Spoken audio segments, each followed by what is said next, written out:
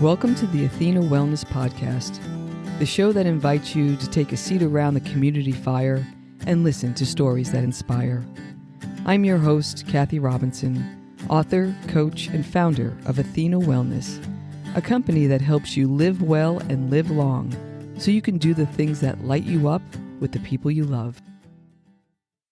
Hello, and welcome to episode 15. I'm so glad you're here. Here's a question for you. Have you ever wrestled with a situation where you couldn't find the answer and wish someone would just tell you what to do to move forward? Think about the big pivot points early in life. What to do after high school or college, who to spend your life with, where to live, how to earn a living, how to find your life's purpose. In some cases, the choice was obvious, like when you met your beloved. But sometimes the answers were more elusive.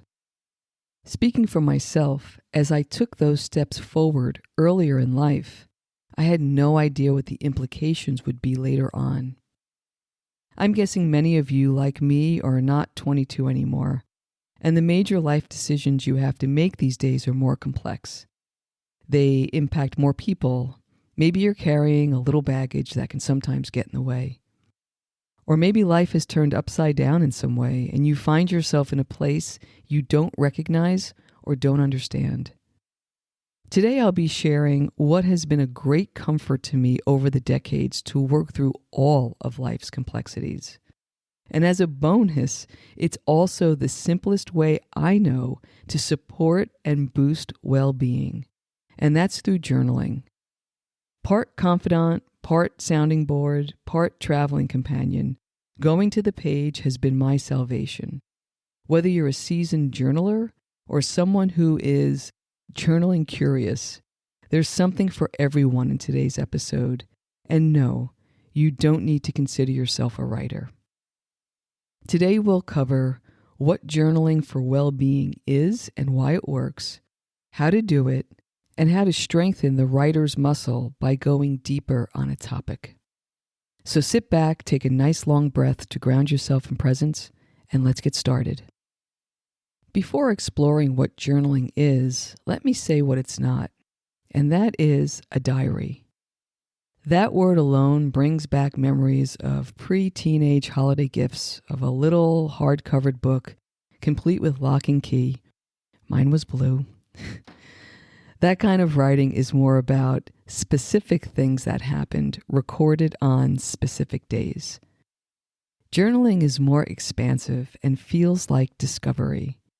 It encompasses larger themes such as personal relationships, professional matters, work-life balance, major life changes, and envisioning the next phase of life. A place where significant life experiences can be pondered, explored, and processed. In my book, The Athena Principles, I wrote about the studies that have shown journaling can positively impact mental well-being, the immune system, and overall happiness. The often cited research of Dr. Pennebaker, in particular, is relevant here.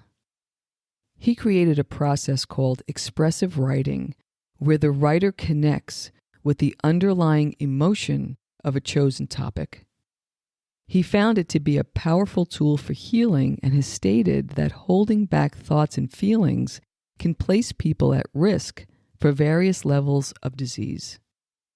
And it's been found that over time, regular writing practice can lead to less stress and better sleep. I'll put a link to his work and some other studies in the show notes.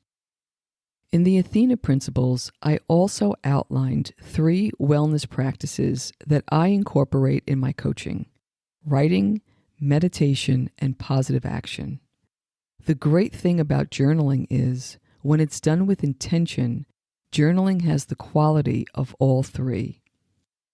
It's a place to boost self-acceptance and practice self-compassion, to work through life experience and to find insight, meaning, and purpose while being present with what's happening in life at this very moment.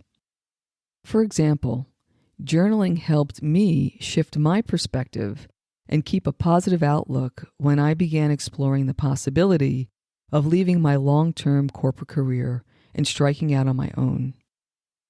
My notebook was a place to work through the details and dream big. Once I made my decision to leave, but it wasn't publicly known, my journal was a place to keep the bigger picture of what I was trying to accomplish front and center.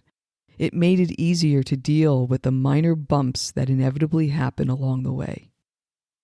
Other benefits of journaling include having a safe place to practice difficult conversations, to work through uncomfortable emotions, to get out of the head and connect with the body through the single act of moving the hand across the page. It's a place to bear witness to your own thoughts and emotions, to listen to yourself, to release anxiety, and to give yourself permission to rant every once in a while, to get whatever you need off your chest and to clear the way for the day.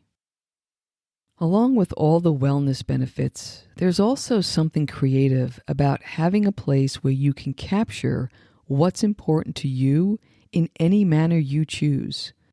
That sense of complete freedom.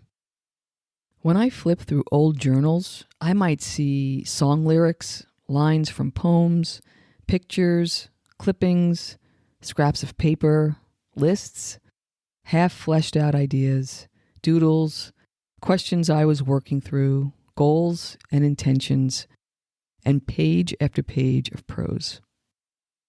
Even if you've tried journaling before and felt it wasn't for you, now might be a good time to give it a try again. We're in this collective liminal space where the old ways are no longer there, but new ways of living have not yet fully formed. This is the perfect space to explore on the page, to capture this unique moment, to understand its events, ask questions, clarify your values, vent emotions, recognize patterns, all in an effort to find your way forward. My journal has become a place that meditation teacher and writer Tara Brach would call a true refuge.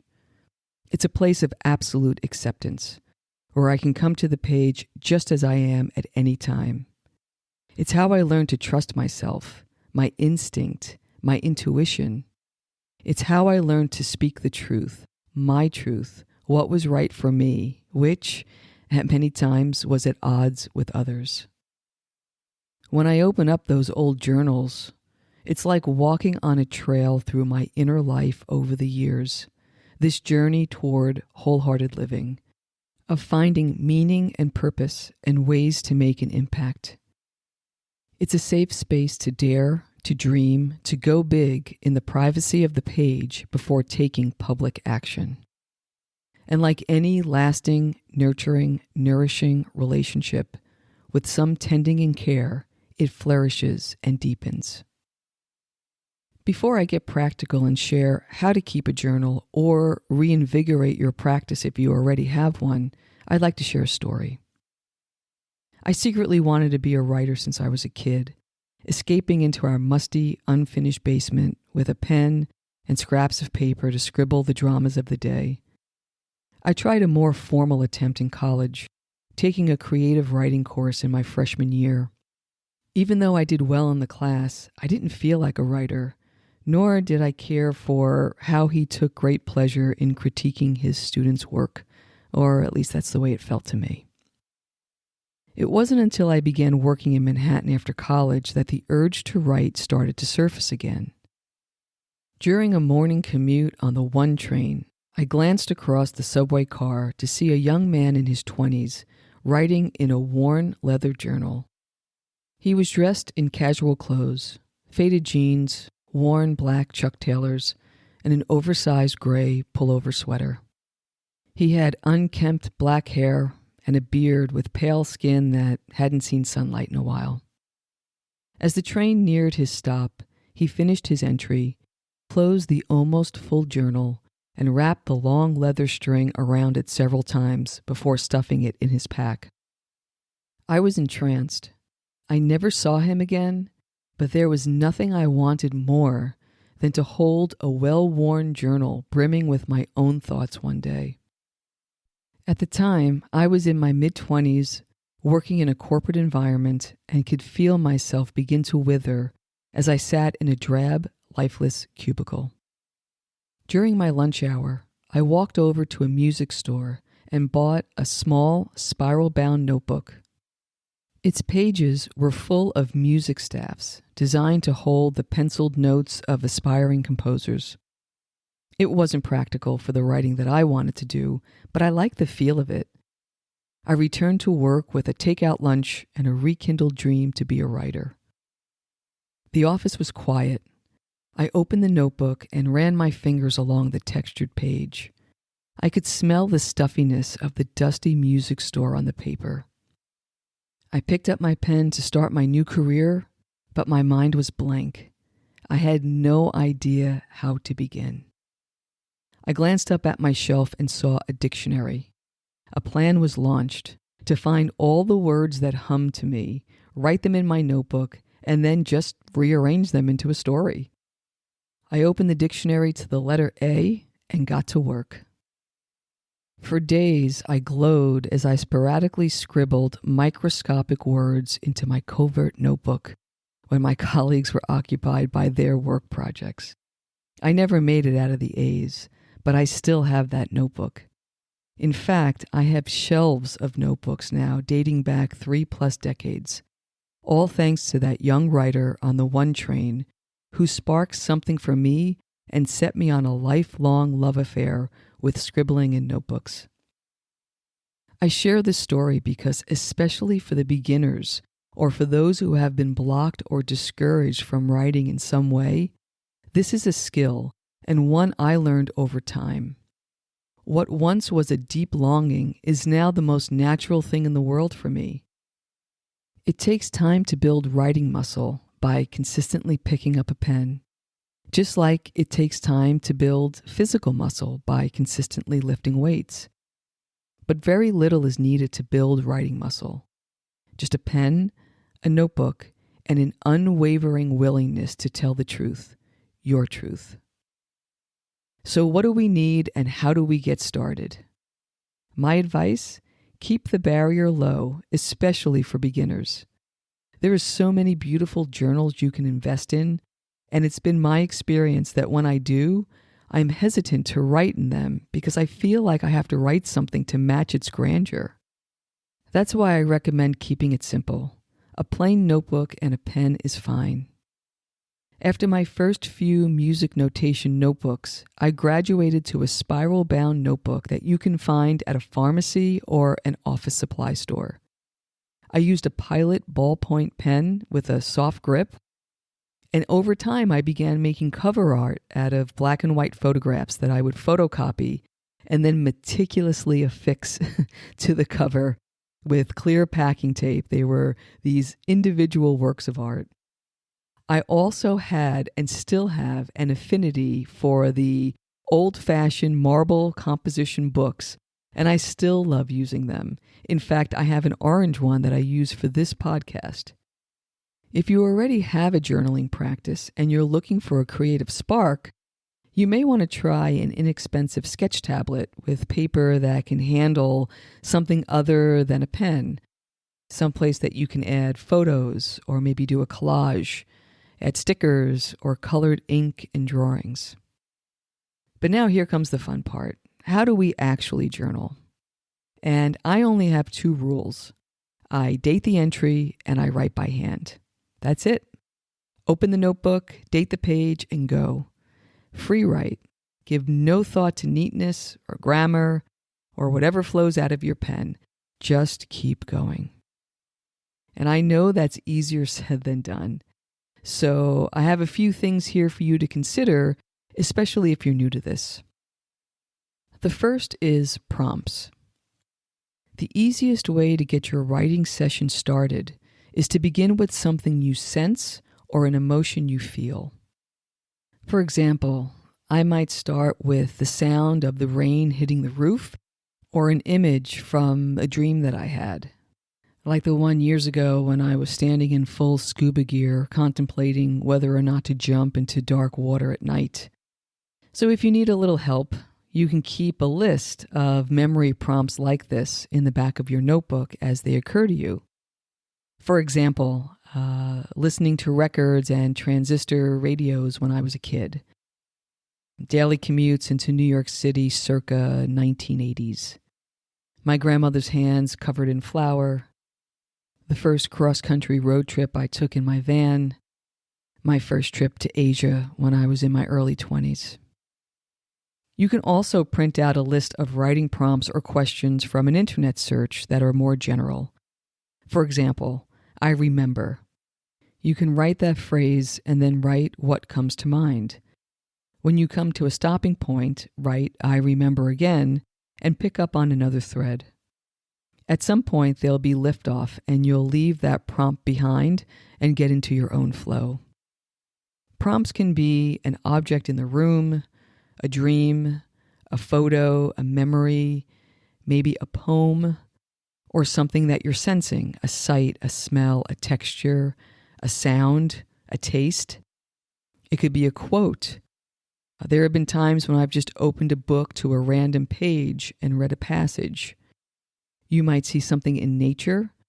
There may be a bit of a conversation that comes to mind, a question, a wish, a white lie that maybe you told or somebody told you. Maybe it's an avoidance or something that you're grateful for. It could be a decision, a fear, or a goal or an intention that you have for yourself as examples. There are mornings when I use prompts to free write, and then there are times when I want to explore further.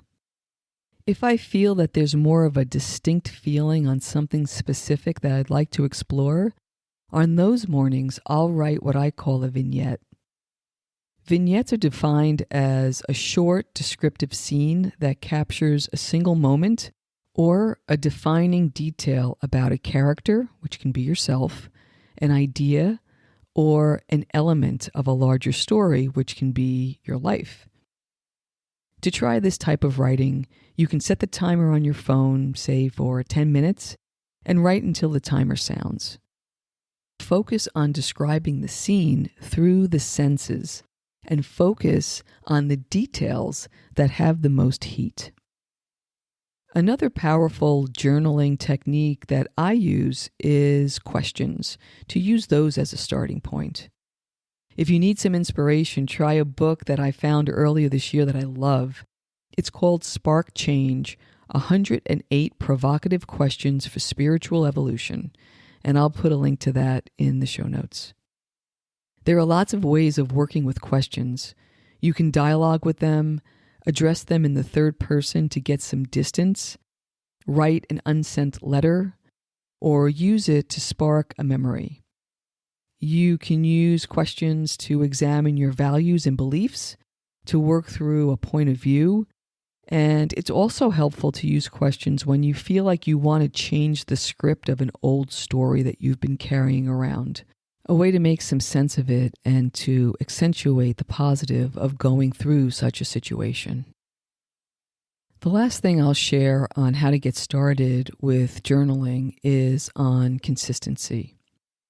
There are many schools of thought here, from writing every day to making a schedule to ritualizing special times that feel sacred. You'll need to determine what's consistent for you. But why is consistency important? It shows commitment, that you're placing importance on this activity. And I believe that by showing up consistently, you begin to build trust with yourself, learning to work with your gut instinct and your intuition. And that self-trust builds resilience. Showing up on the page consistently also takes the pressure off of your writing sessions. You'll be back. You can try again, just like any other practice. You can break larger questions or problems into smaller ones that are easier to address in shorter writing sessions, and you can let the solutions develop over time. It's easier to see patterns when you're consistent, to get clarity, and to focus on the next actionable step. With consistency, you can invite big dreams to unfold because you've demonstrated your ability to tend the space you're creating. and you'll find the right rhythm with trial and error. Just do what's sustainable for you. Lastly, the wonderful thing about journaling consistently is you learn to come to the page as yourself, not carrying others' expectations or needs. But that doesn't mean your inner critic won't surface from time to time. And should that happen, I suggest increasing the quality of intention of how you come to the page versus focusing on the quality of the writing itself. The gauge of quality is truth. It's not about grammar, neatness, or even choosing the right words. It's about developing a relationship with yourself through your writing, and your notebook is merely the conduit. It's your meeting place. A mentor of mine once called her journal her life companion, and I love that because it's about getting to know yourself deeply, just as you would your beloved. Whenever you need to be heard, your notebook is there.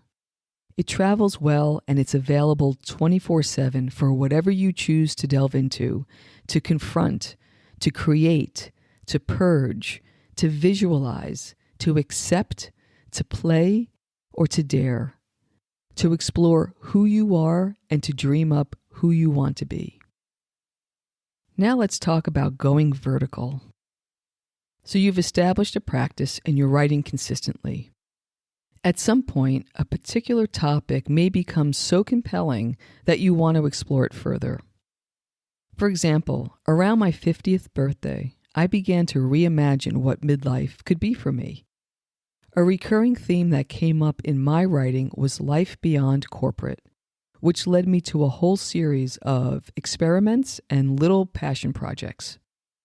When I settled on the idea of Athena Wellness as a business concept, I got something called a bullet journal, which was intentionally different than the type of notebooks that I was writing in. I'll put a link in the show notes if you'd like to check it out. But that notebook gave my business some legitimacy and gave me a place to go further on one particular topic.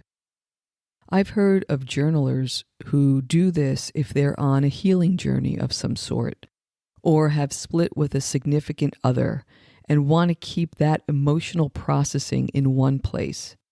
They'll get a separate notebook so they don't infuse that pain into their main notebook. Some have even burned that painful writing once that part of their life ended as a closure ritual. So as you're writing, keep an eye out to see if there's a particular path that's of interest. Maybe you too have a business idea, or a healing journey, or maybe a breakup. Maybe you're in a different kind of personal or professional transition. Some journalers have a book dedicated to dream work, or to keep a gratitude journal. Maybe you have a particular passion or a creative idea. You can even have a journal that's dedicated to visualizing and manifesting, like a vision board that meets a journal. Maybe you're planning a trip and can start your travel journal with some of the preparation that you're doing. The sky really is the limit. All of the examples I just mentioned will help you continuously strengthen your writer's muscle. Which brings me back to that young man that I saw on the New York City subway so many years ago. I sometimes wonder what would have happened if our paths didn't serendipitously cross that morning in a city of 8 million people, no less. Seeing him write in that leather-bound journal, page after page, ignited such a desire in me to want to do the same. And on that day, I couldn't have imagined that one day I'd actually have a room filled with notebooks of my writings as I do now. That young man had no idea he had such an impact on another human being, that he sparked a 30-plus year love affair with writing in another person. He was just doing what writers do, writing in his journal. What might happen when you write in yours? Thank you so much for joining me and listening all the way through. I know there are many ways you can spend your time. Thank you for choosing to spend it with me. Until our paths cross again, be kind to yourself and show your warrior spirit some love. If you know anyone who could benefit from today's episode, please pass it on. And many thanks to all who have subscribed and left a review. It really means a lot, and others find their way to our circle because of it. If you'd like to access the show notes, have a question you'd like addressed on a future episode, or would like a transcript of this episode, visit www.athenawellness.com/podcast. Until next time, be well.